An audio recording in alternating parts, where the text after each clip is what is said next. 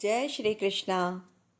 ब्रह्म वेदत पुराण में देवशयनी एकादशी के विशेष महात्म्य का वर्णन किया गया है।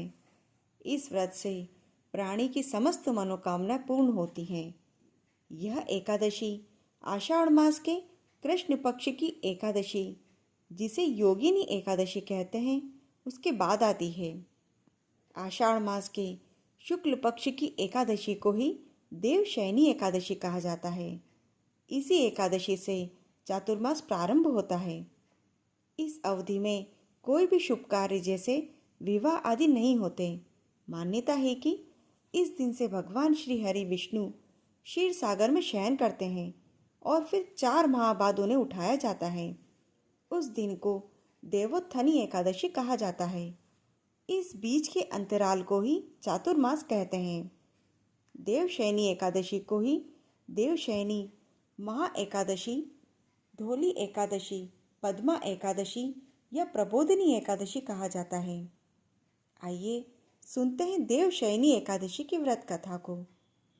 एक बार धर्मराज युधिष्ठिर भगवान श्री कृष्ण से कहते हैं, हे केशव, आषाढ़ मास के शुक्ल पक्ष की एकादशी का क्या नाम है? इसके व्रत करने की विधि क्या है और इसमें किस देवता का पूजन किया जाता है? यह सब मुझे बताइए प्रभु।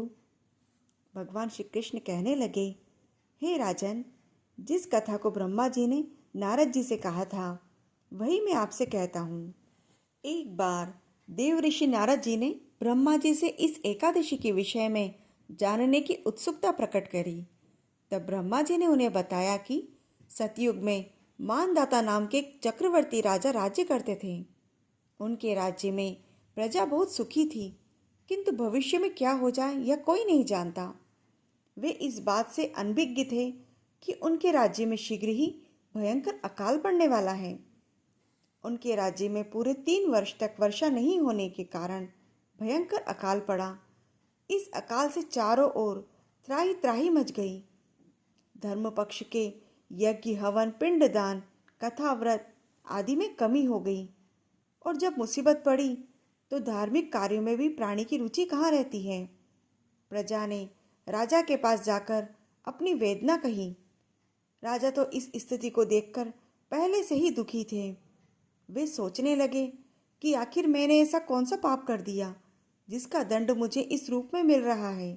फिर इस कष्ट से मुक्ति पाने का कोई साधन उसके उपदेश से राजा सेना को लेकर जंगल की ओर चल दिए।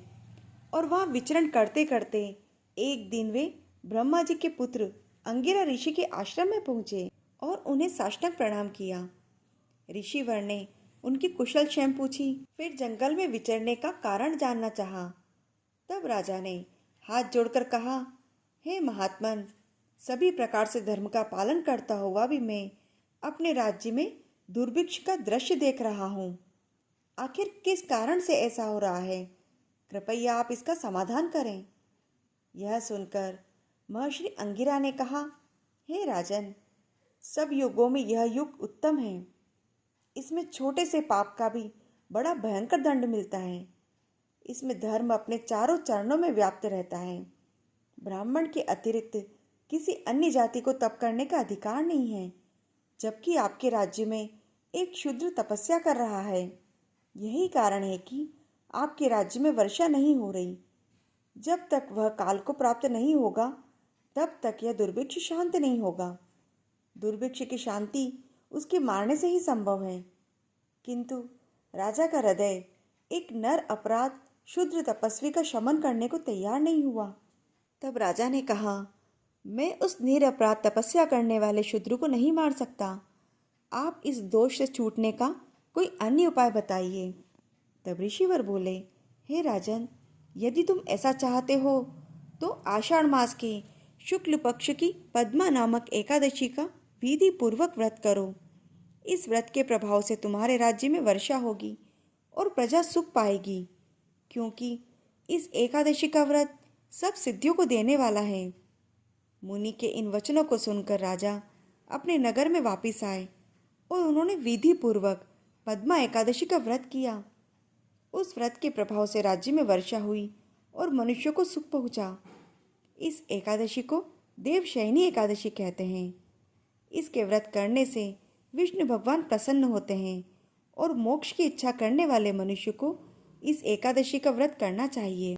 चातुर्मास व्रत भी इस एकादशी से ही प्रारंभ होता है। कुंती पुत्र युधिष्ठिर बोले, हे भगवान, विष्णु भगवान का शयन व्रत किस प्रकार किया जाता है, सो सब कृपा पूर्वक कहिए। भगवान श्री कृष्ण कहते हैं, हे राजन, अब मैं आपको विष्णु भगवान के शयन का व्रत और चातुर्मास में जो भी व्रत कहे हैं उन सबको सुनाता हूँ। जब सूर्य नारायण कर्क राशि में स्थित हो तब विष्णु भगवान का शयन कराना चाहिए और सूर्य नारायण के तुला राशि में आने पर भगवान को उठाना चाहिए और अधिक मास के आने पर विधि इसी प्रकार बनी रहती है। इस विधि से अन्य देवताओं को भी शयन कराना चाहिए। आषाढ़ मास के शुक्ल पक्ष की एकादशी का विधि पूर्वक व्रत करना चाहिए।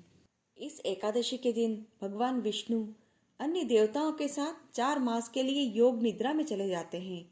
इसीलिए इन दिनों कोई मांगलिक कार्य, यज्ञ इत्यादि नहीं होते। लेकिन इस चतुर्मास में विशेष प्रावधान यह है कि इस समय के दौरान सूर्य दक्षिणायन में भ्रमण करते हैं और यह समय वर्षा ऋतु का माना जाता है। इसीलिए इन दिनों मनुष्य अपनी आध्यात्मिक उन्नति के लिए प्रयास करते हैं। प्राचीन समय में सन्यासी किसी भी स्थान पर भ्रमण नहीं करते थे, केवल एक ही स्थान पर रहकर अधिक से अधिक हरि कथा, हरि कीर्तन आदि करते थे और मोक्ष की इच्छा रखने वाले मनुष्य को इस एकादशी को अवश्य ही करना चाहिए।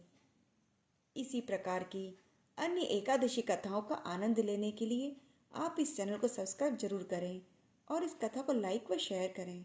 जय श्री कृष्णा।